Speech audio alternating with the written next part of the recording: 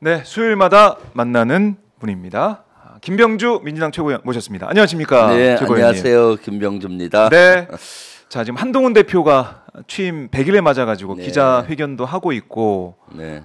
뭐 여당 대표로서 여러 가지 얘기를 좀 하고 있는데 그건 이따 저희 정리해드리도록 하고, 여당 대표, 뭐 야당 대표 만난다 이런 네. 얘기. 이재명 대표, 한동훈 대표가 곧 만난다는 얘기는 많이 하고 있는데 오늘 뭐 최고위나 이런 데서 여야 대표 회동에 대한 네. 얘기 좀 나왔나요? 어떻습니까? 네, 올 최고위원 공개 네. 발표에서 이재명 대표께서 다시 한번 요구를 촉구했죠. 여야 대표 회동 하는 걸 제의했는데 네. 아직 하답이 없다.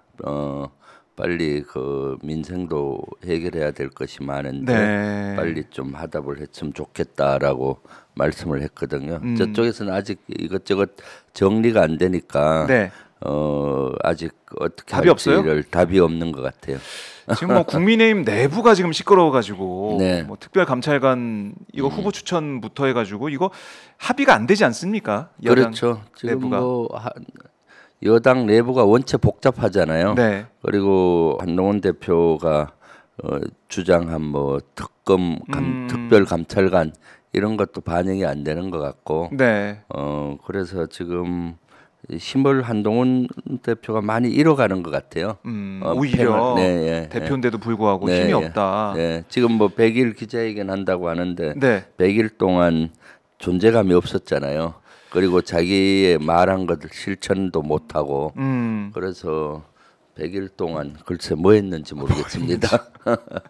네. 그러니까 100일 동안 글쎄요. 뭐 사진 많이 찍었던 그런 느낌밖에 좀 안 들어가지고, 네, 예. 아니면 윤 대통령 만나가지고 거기서 그냥 빨간 파일 들고 갔다가 네. 밥도 못 먹고 온 그렇죠. 그런 모습도 지금 떠오르는데, 결국 한동훈 대표가 제대로 된 정치력을 보여주지 못했다. 네, 이렇게 그럼요. 판단하시는군요.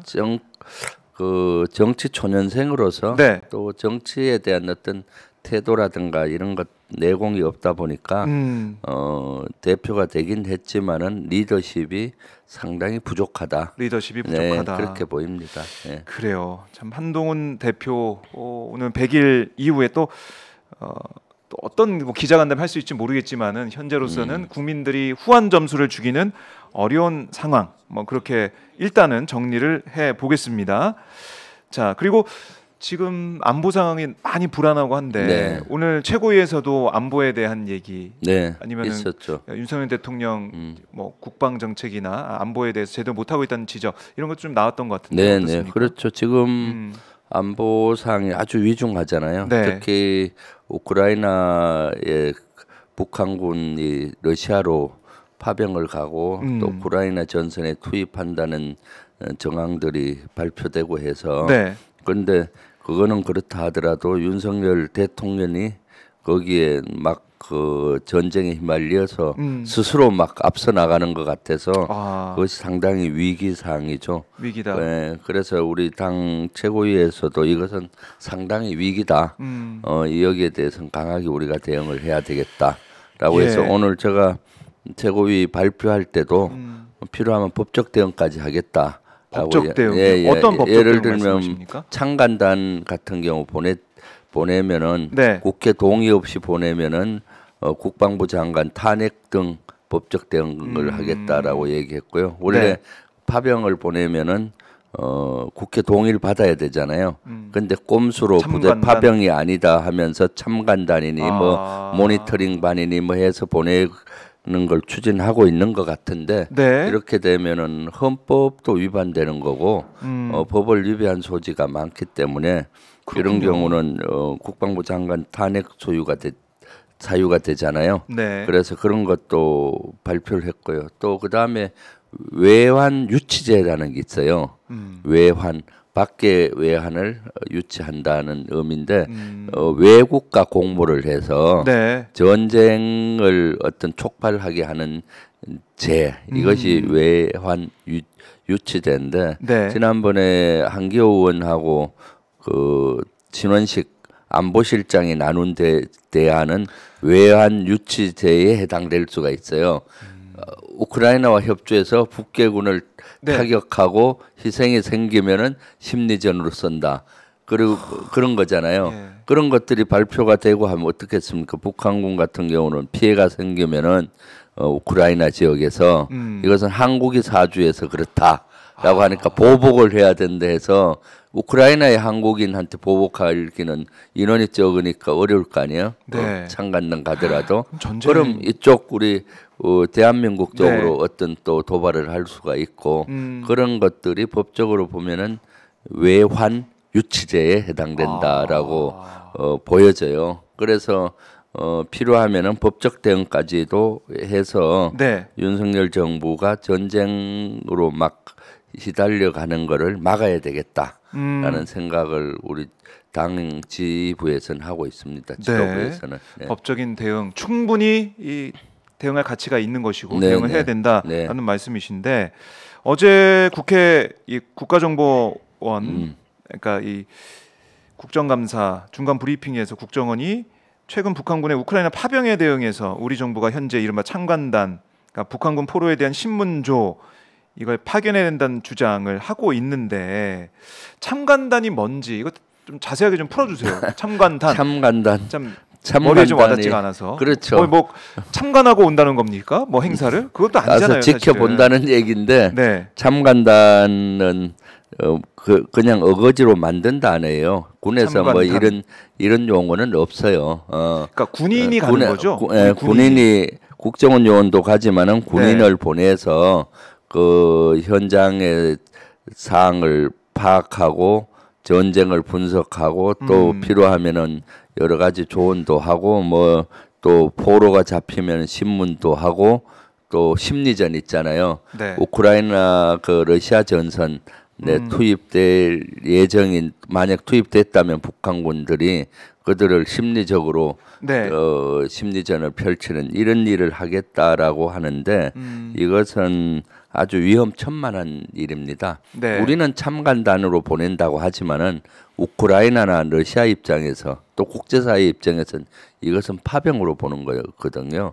군인이 가는 거니까 참관단이란 건 없어요. 군대 뭐 전쟁하는 나라에 전쟁하는 나라에 구경 가는 겁니까? 그렇죠. 그래서 이것은 그냥 그 국회 동의를 받지 않고 일부 군인들을 보내기 위한 꼼수 용어로 보이는 거죠. 국회를 우회해서 이제 보내기 위한. 지금까지 보면은 부대 파병 같은 경우 국회 동의를 받았고 네. 개별적으로 뭐 몇 명 가는 경우 연락반이나 대표단이나 뭐 이렇게 가서 상주하는 경우는 국회 동의를 안 받았어요. 그러다 보니까 국회 동의 없이 보내려고 하다 보니까 네. 무슨 부대 파병 이렇게는 안 하고 참관단이다, 뭐 모니터링반이다, 또는 뭐 연락반이다. 아직 용어도 통일이 안 된 것 같은데 이런 네. 용어를 써서 용어를 혼란하는 전술이죠. 그래서 꼼수 파병, 국회 동의 없이 보내는 꼼수 파병으로 보여지기 때문에 네. 제가 오늘 아침에 이걸 확실히 최고위에서 경고를 했습니다. 이거는 꼼수 파병이고 이건 명백히 파병이고 네. 국회 동의를 받아야 된다. 국회 동의 받아야 된다. 만약 안 받고 보낸다면은 국방부 장관 탄핵까지도 검토하겠다라고 네. 얘기한 거죠. 그때 뭐 윤석열 정권이니까 정부에서는 이거 전장을 좀 분석하면서 전쟁 교훈을 얻기 위한 네. 그런 명분이다. 그리고 비전투 병력을 보내는 거기 때문에 문제가 없다. 뭐 이런 주장을 하는 것 같습니다. 문제 없는 건 아니고 아주 문제가 심각하죠. 그래요? 예. 파병으로 보니까요. 이런 사례가 2003년도 이라크전 발생했을 때도 네. 이와 유사한 사례가 있어요. 2003년도에 이라크전이 발발하니까 이라크전은 미국이 이라크를 응징했던 그런 네. 거잖아요. 이라크가 9.11 테러와 관련이 돼 있다. 또 WM 대량 살상 무기를 가지고 있다. 이걸 제거해야 된다는 명목으로 미국이 공격을 했는데 네. 이때 이제 우리나라에서도 국방부에서 참관단 전쟁 분석팀을 보내자. 전쟁을 분석해서 우리 걸로 교훈을 삼아야 되잖아요. 참관하면서 전운팀이라고 했는데 전쟁을 교훈을 분석하는 팀 네. 4명을 선발했어요. 그래서 우리가 이렇게 참관단 즉 전운팀을 보내겠다. 라고 하니까 미국이 그 당시도 한미동맹이 공고했는데 콧방귀도 안 끼는 거예요. 무슨 소리야? 우리는 목숨 걸고 전쟁하고 국가에 존망하는데 구경꾼이 구경하러 온다는 게 웬 말이냐? 네. 노한 거예요.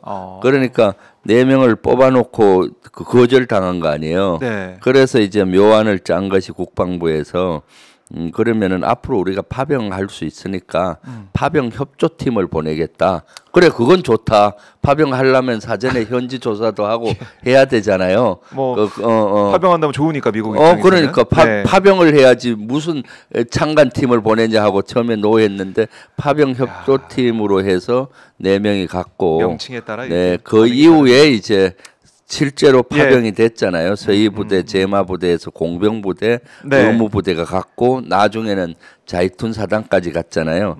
이 창간단은 그렇게 이해하면 돼요. 사실은 말이 창간단이지 실제 우크라이나나 저기서 보면은 파병이죠. 아하. 왜냐하면 심리전이라든가 이런 걸 담당해 줄 부대가 오는 걸로 보는 거죠. 네. 북한을 다룰 수 있는, 대응할 수 있는 전략을 짜주고 심리전을 하고 신문 포로를 할 수 있는 부대가 온다. 이렇게 인식할 거예요. 파병이 된다라고. 우크라이나에서도 그렇게 인식하고 러시아에서도 그렇게 인식하고요. 우린 참관단이라고 하지만 네. 전쟁의 교훈을 얻기 위한 비전투 병력을 보낸다라고는 하지만 밖에서 볼 때는 파병하네. 네, 그렇죠. 실제 파병이고요. 파병이다. 네, 군인이 한 명이라도 간 파병인 거예요. 파병. 예, 그 말 그대로. 네. 자, 근데 젤렌스키 대통령하고 윤석열 대통령은 뭐 전화 통화도 했다라고들 보도가 어제 막 속보가 막 뜨더라고요. 그렇죠. 그래서 우리 뭐 자시하지 않겠다.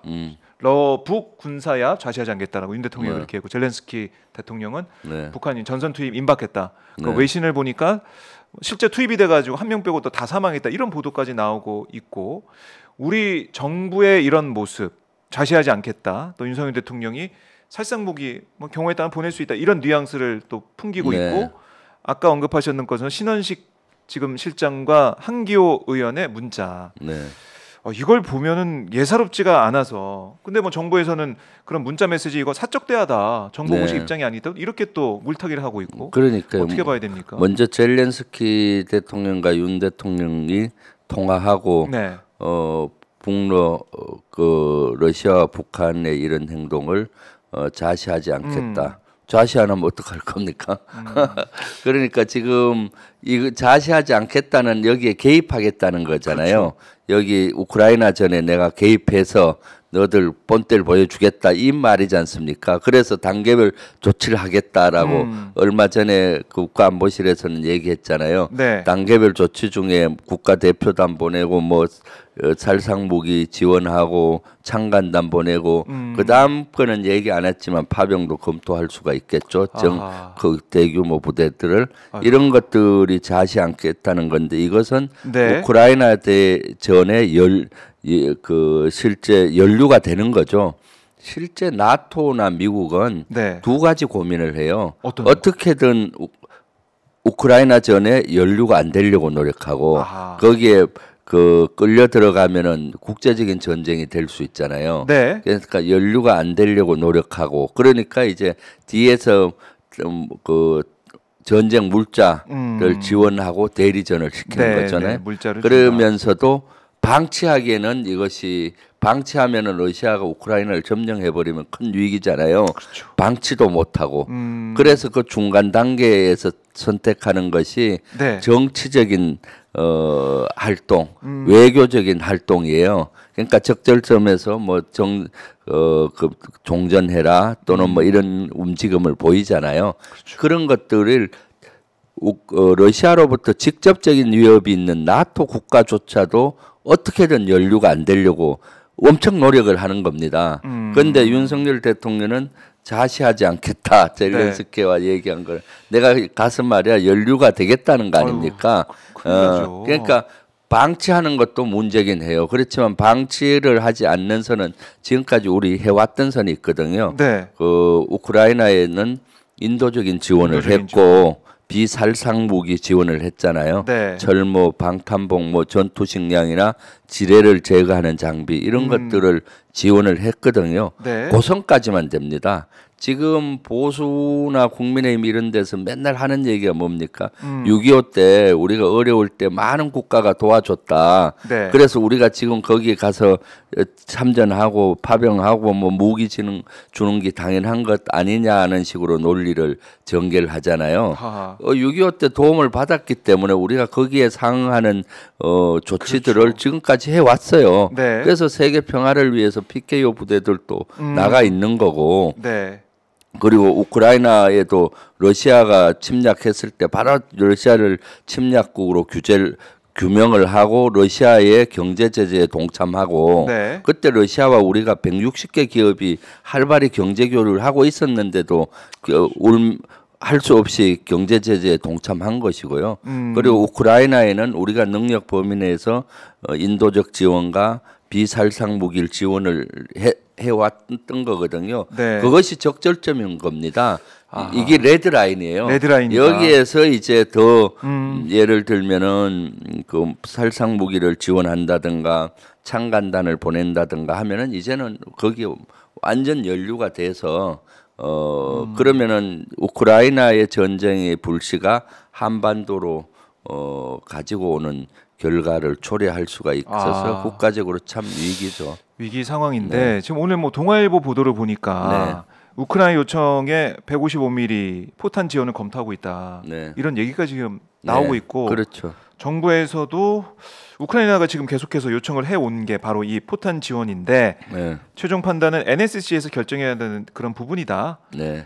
기존처럼 미국을 통해 우회 지원할지 우크라이나에 직접 지원할지 규모는 어느 정도 할지 구체적으로 논의 중인 것은 맞다라고 정부 소식통이 확인해 줬다는 겁니다.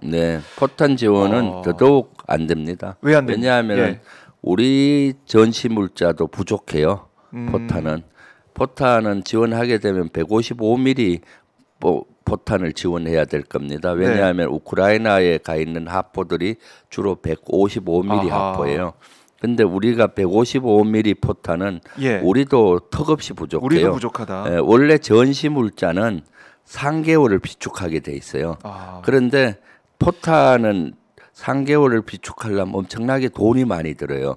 저장하는데도 저장비가 들고 또 이것이 한 20-30년 전 폐기하잖아요.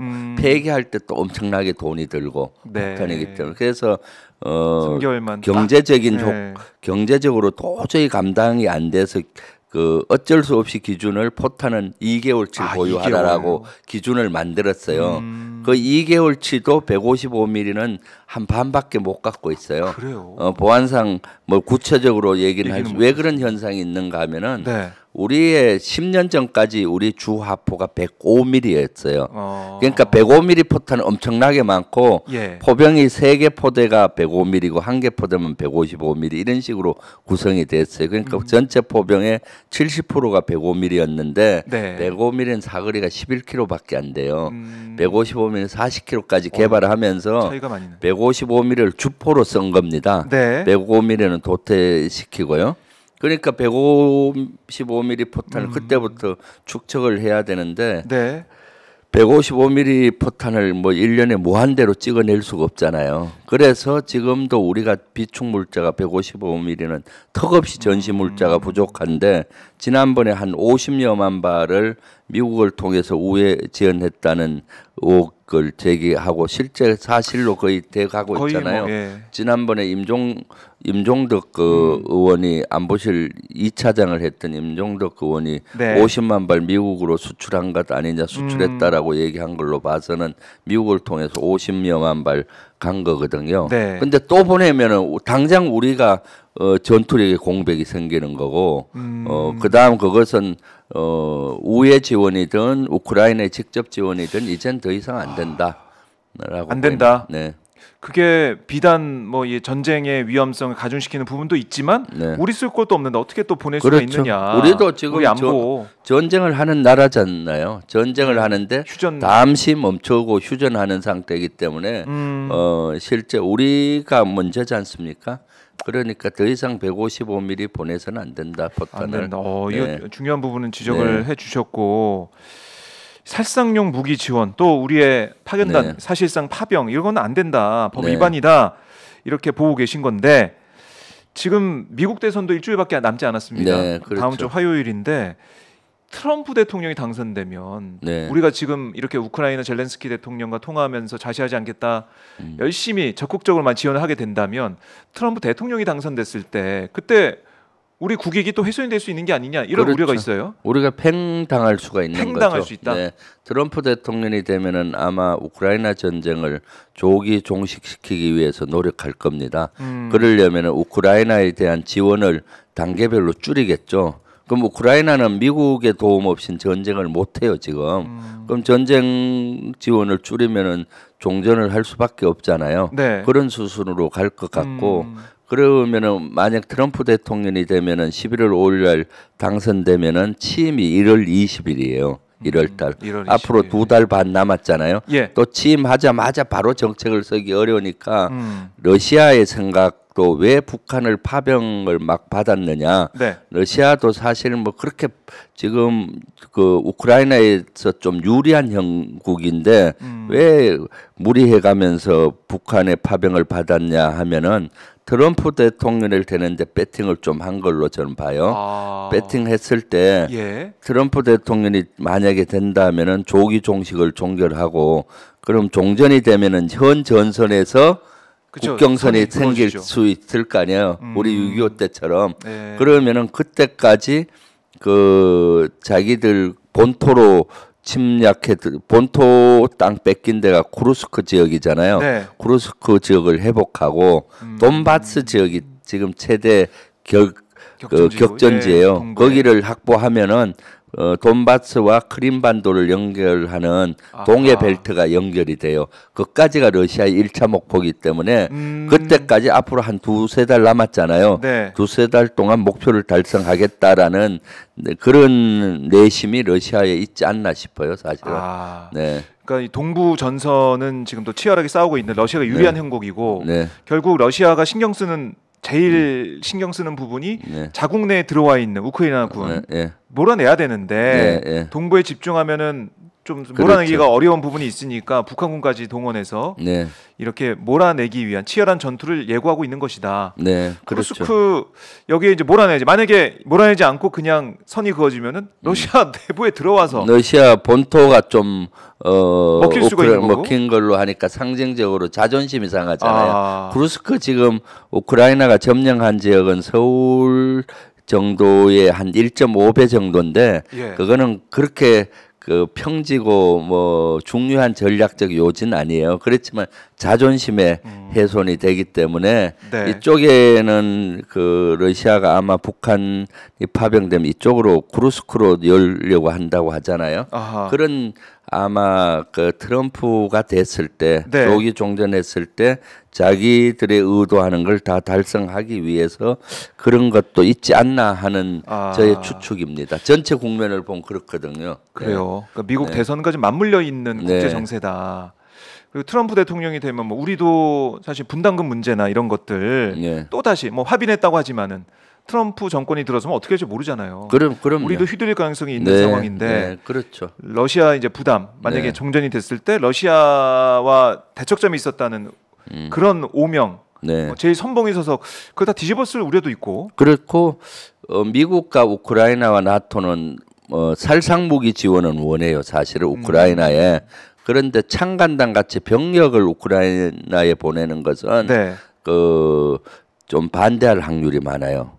왜 그러냐? 우리 한국이 군이 창간다는 명목이든 어쨌거나 우크라이나에 파병하면은 본인들이 압박받잖아요. 아니 한국은 우리하고 관계도 없는데 우크라이나의 젤렌스키가 나토 빨리 파병해 주세요. 미국 파병해 주세요. 이게 되잖아요.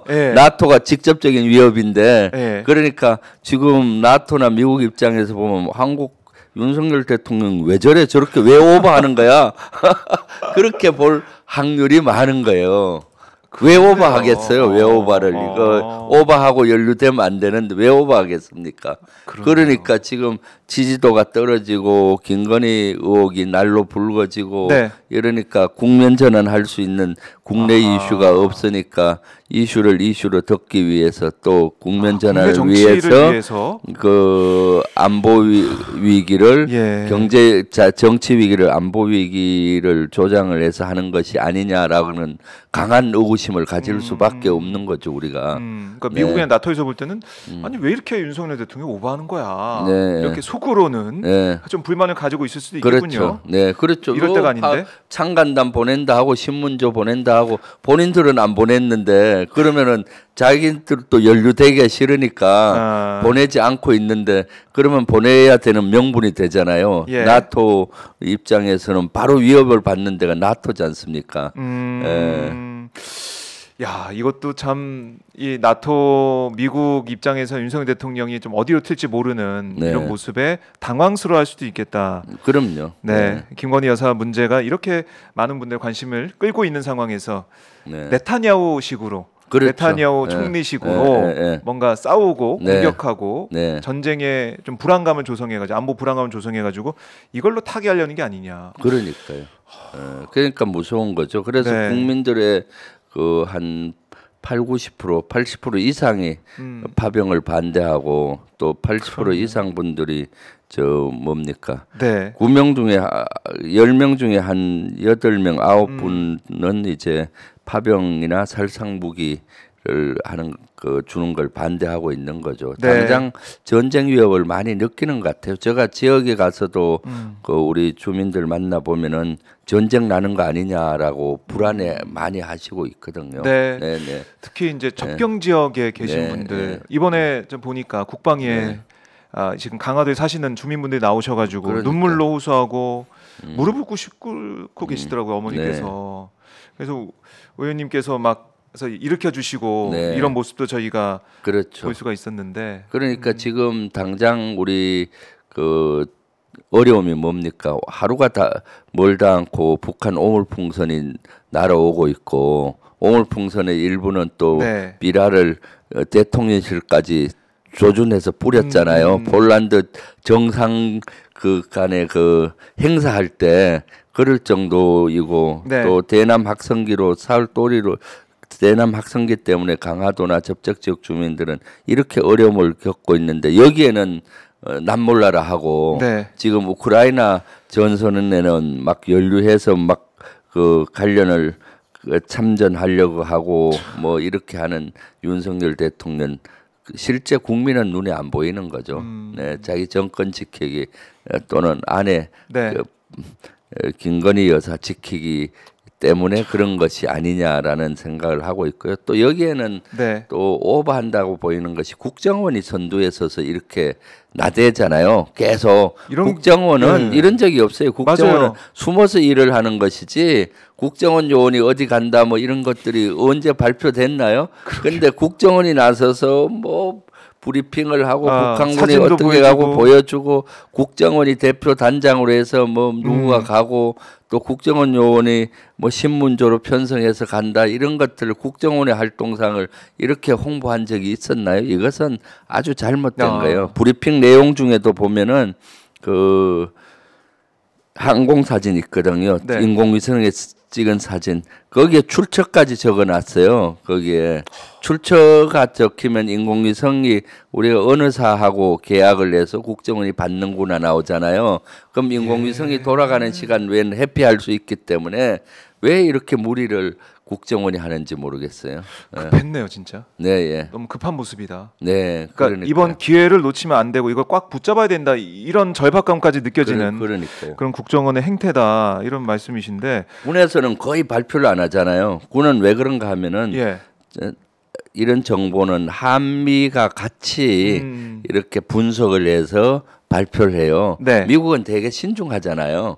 그러니까 이런 그 북한이 파병하고 이런 문제 같으면 사실 군에서 발표를 하는 게 맞는데 국정원이 지금 하고 있는 것이 정치적인 어떤 그 의도가 있지 않나 하는 생각을 하는 거죠. 그래요.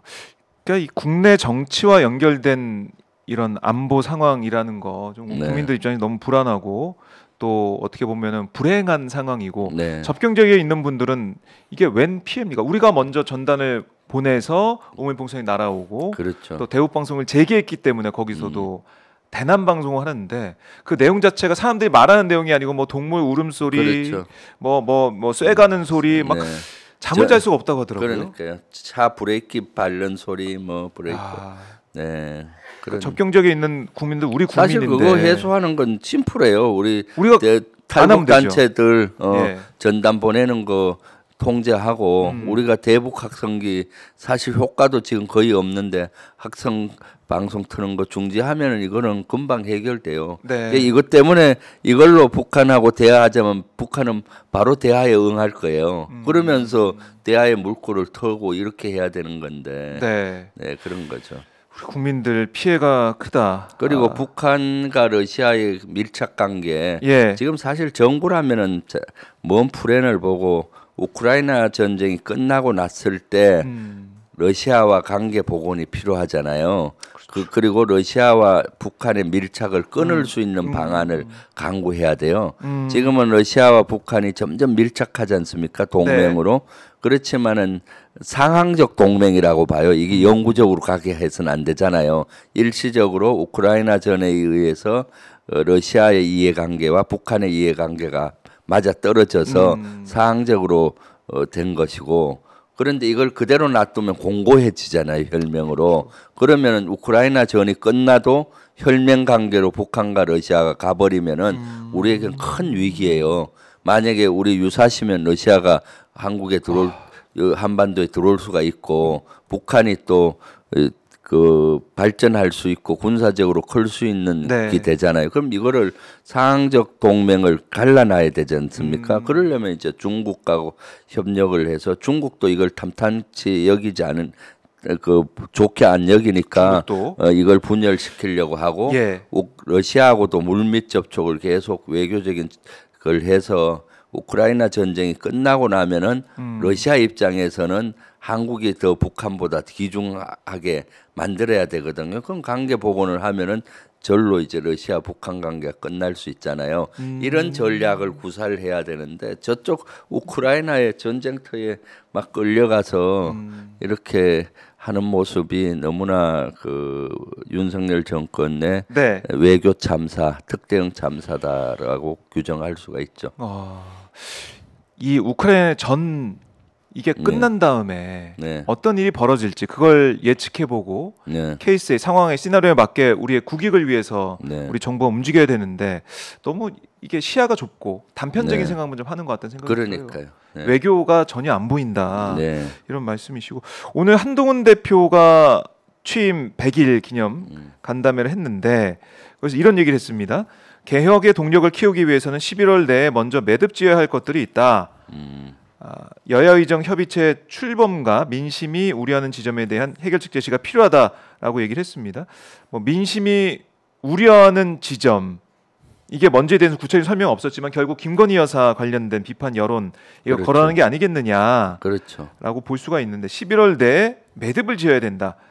여기 이제 명시했단 말이죠. 11월 내에 매듭을 지어야 된다 이렇게 얘기를 했는데 한동훈 대표 이 발언 어떻게 들으셨습니까? 이거 정확히 파악은 한 것 같은데 구체화된 내용을 내놨어야죠. 우려하는 지점은 아마 김건희 특검을 의미할 것이고 김건희 특검은 11월 말까지 우리 당에서도 매듭을 지으려고 하는데 거기에 좀 응했으면 좋겠어요. 근데 아마 그거 김건희 특검을 막기 위한 물타기로 저는 특별 감찰관을 들고 나왔는데 그것도 관찰을 못 하고 있잖아요.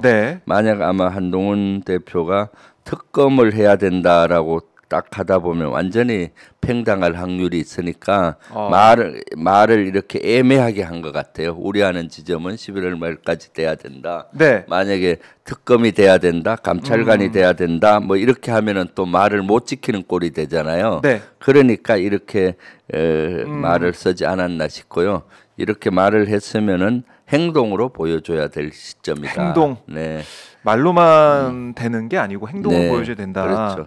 오늘 이 100일 기자회견을 보니까 김건희라는 이 세 글자는 없더라고요. 네. 김건희. 라는 그러니까. 얘기를 차마 이제 입에 못 올리는 건가 잘 모르겠는데 국민의 관심, 모든 관심은 명태균 게이트도 그렇고 명태균 사안도 그렇고 김건희 여사의 국정 개입 의혹, 공천 개입 의혹 이거 좀 밝혀내라.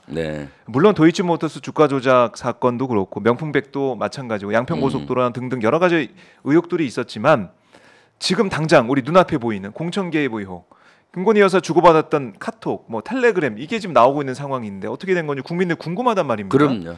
여기에 대해서는 얘기가 없다. 이걸 여당에서 여당 대표가 지적을 좀 해야 되는 거 아니겠습니까? 아, 그럼요. 실제 그렇게 구체적으로 뭐 특별 감찰관은 어떻게 하고 또 김건희 특검은 언제까지 어떻게 하겠다. 뭐 자기들 안을 내겠다든지 다시 이렇게 구체화해야 되는데 현재 입지가 약하니까 그냥 개념적으로 우려하는 지점이 있고 11월 말까지 해야 된다.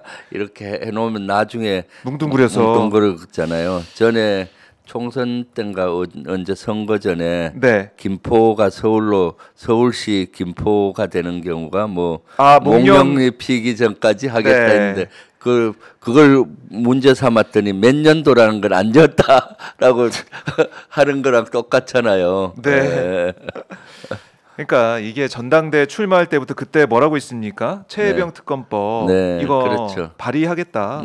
지금 제3자 특검을 해야 된다 이렇게 얘기를 했는데 아직까지 강감무소식이고 김건희 관련된 얘기도 이것도 김건희 라인 정리하라는 얘기도 대통령한테 한 거고 그다음에 의혹도 풀어낸다라고 했지만은 관찰된 게 없어요. 그러니까 행동이 안 보인다는 건데 뭐 지금 보니까 오늘 국민의힘 대표실 앞에 지지자들이 보낸 취임 100일 축하 꽃바구니 뭐 이런 것도 좀 놓여 있다는 사진 보도가 좀 나오고 있고 뭐 결국에는 팬덤으로 그러니까 이미지 정치로만 가는 게 아니냐 이런 비판 이건 피할 수 없을 것 같습니다. 결국. 그렇죠. 한동훈 대표가 행동으로 보여줄 수 있을지 이건 좀 지켜보도록 하고. 그러니까 100일 동안 한동훈 대표가 성과를 낸 것이 기억이 없어요. 존재감도 없고.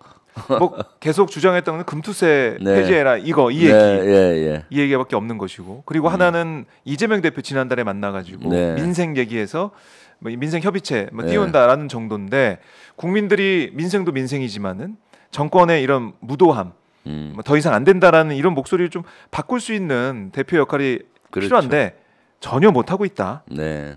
이 부분들 그리고 한동훈 대표가 우크라이나에 대한 입장도 좀 내놓고 전쟁의 위협을 좀 막을 수 있는 이런 활동도 좀 해야 될 것 같은데 그렇죠. 이건 좀 안 보이는 거 아니겠습니까?